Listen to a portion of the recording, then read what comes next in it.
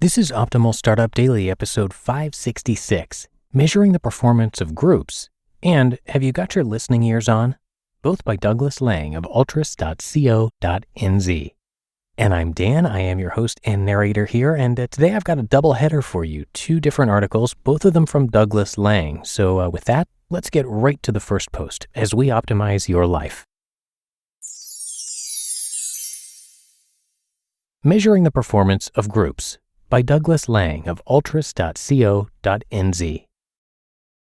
A recent post discussed the impact of leading a group as opposed to a team of individuals. Altris works regularly with teams on how to turn themselves into high-performing teams, and we've identified a number of key elements based on our and others' research that contribute towards high performance as a team. Now and again, we're faced with a situation where the way a particular area is organized is such that the leader is actually managing a group rather than a team.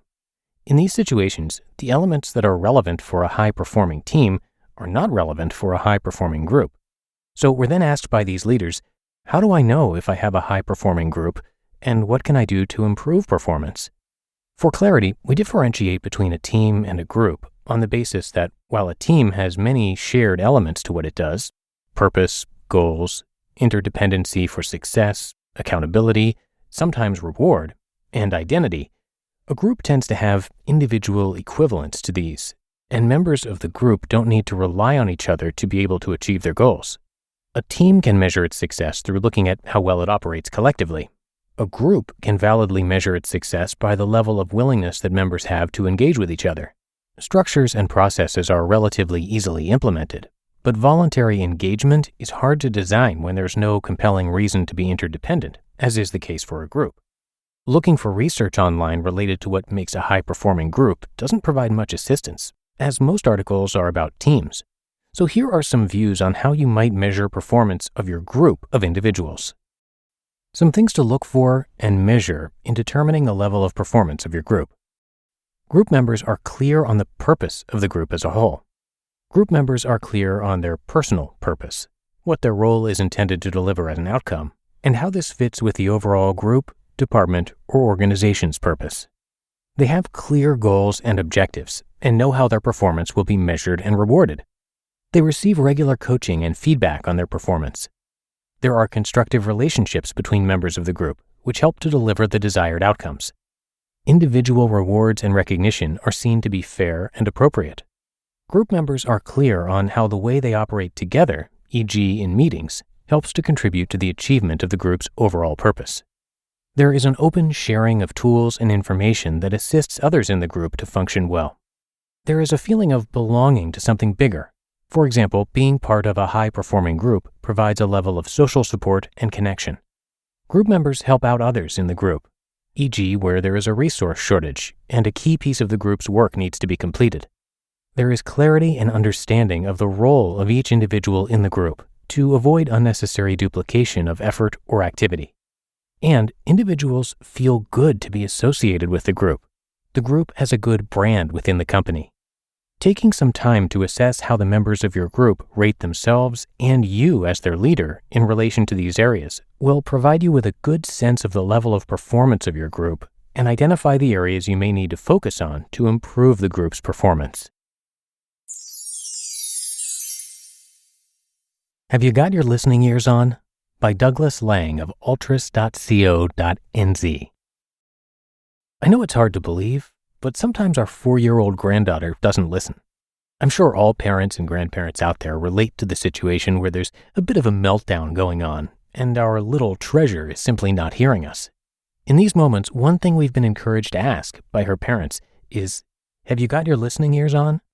In my experience, this is also a great question for leaders to ask of themselves in their quest to become even more effective in their roles. Listening is one of the keys to communication, and in turn, to leadership. When we have poor listening skills, we jump to conclusions, misinterpret and misunderstand what is being said. By listening effectively, leaders get feedback on how they're being perceived. They learn how their team members are working, build positive team culture, engage with their team members, and encourage new ideas and innovative thinking. Effective listening is hearing with attitude or listening with empathy. It's about really listening to the words that are being said and also looking to pick up subtle signals from an individual's tone of voice and physiology. The way the words are said can say more than the words themselves. When we're really listening, we'll start to notice an inflection in the voice, or the way a person looks when they say something that provides a signal for what's going on for them. When you listen with empathy, you listen to what is being said with your ears, but you also, more importantly, listen to what isn't being said. To be able to listen with empathy, you have to learn to consciously turn off your inner dialogue, clear your mind, and listen with an engaged attitude. This sounds simple, but it's not. It's easy for our minds to wander off as we are listening. It is important to notice when this is happening and to find a way to bring yourself back to the conversation. One way to do this is to focus on what words the person is saying and ask yourself, what am I listening to here? Don't underestimate the power of being really present and listening to someone with all your senses. It's rare to feel truly listened to, especially in fast-moving organizations. So when you do listen this way, people will notice and value the experience. One other valuable skill as a leader is to learn to live with the silence that can occur after you've asked a question of someone and before they respond. As the person asking the question, this can feel like an eternity of time. However, in most cases, the other person is simply processing the question and thinking of their response. They will not notice the silence. As an effective leader, this is the time to notice the silence and to overcome the desire to jump in and ask another question, or to ask the question again. Allow the silence so the individual can respond in their own time. Just as you're about to ask another question is usually when they are ready to respond. Waiting a few seconds more can make all the difference. So before you go into that next important meeting or coaching discussion, ask yourself, have I got my listening ears on? If not, commit to truly listening to what others are really saying. You may be surprised about the impact this can have on the quality of the conversation and the outcomes. You just listened to the posts titled Measuring the Performance of Groups and Have You Got Your Listening Ears On, both by Douglas Lang of altris.co.nz. And thank you to Douglas Lang of Altris. Altris is all about releasing potential within teams and their leaders to deliver sustainable results for organizations. They specialize in leadership development and executive coaching. And Douglas, who you just heard from in this post, has over 15 years of experience in project and team management in a top company, working in organization development and information technology. He's operated in various senior roles with responsibility for up to 70 people. So again, thank you very much to Douglas for his wisdom, and come by altris.co.nz to learn a lot more. But that should do it for today. I thank you for being here and for listening all the way through, and I will be back with you tomorrow. And that's where your optimal life awaits.